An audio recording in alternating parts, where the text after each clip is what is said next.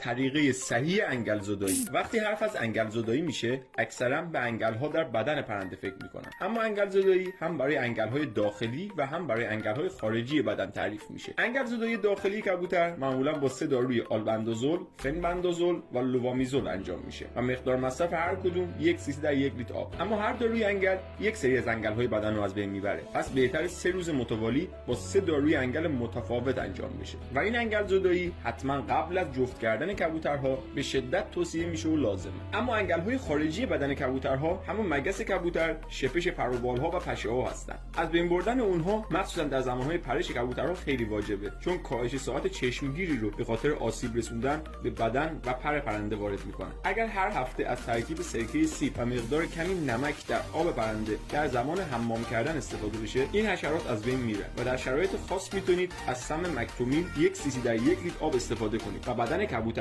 بجز قسمت سر رو درون آب ببرید و چند ثانیه نگه داشته باشید تا انگل ها از بین بره. این روش تاثیر چشمگیری در از بین رفتن مگس کبوتر هم داره. البته استفاده زیاد از این روش به پوست پرنده آسیب میزنه. تو قسمت کامنت ها بهم بگین شما هر چند وقت کبوتراتون رو انگل زدایی میکنید. طریقه صحیح انگل زدایی. وقتی حرف از انگل زدایی میشه اکثرا به انگل ها در بدن پرنده فکر میکنن، اما انگل زدایی هم برای انگل های داخلی و هم برای انگل های خارجی بدن تعریف میشه. انگل زدایی داخلی کبوتر معمولا با 3 داروی آلبندازول، فنبندازول و لوامیزول انجام میشه و مقدار مصرف هر کدوم 1 cc در 1 لیتر آب. اما هر داروی انگل یک سری از انگل های بدن رو از بین میبره، پس بهتره 3 روز متوالی با 3 داروی انگل متفاوت انجام بشه. و این انگل زدایی حتما قبل از جفت کردن کبوترها به شدت توصیه میشه و لازمه. اما انگل های خارجی بدن کبوترها همون مگس کبوتر، شپش پر و بالها و پشه ها هستن. از بین بردن اونها مخصوصا در زمانهای پرش کبوترها خیلی واجبه، چون کاهش ساعت چشمگیری رو به خاطر آسیب رسوندن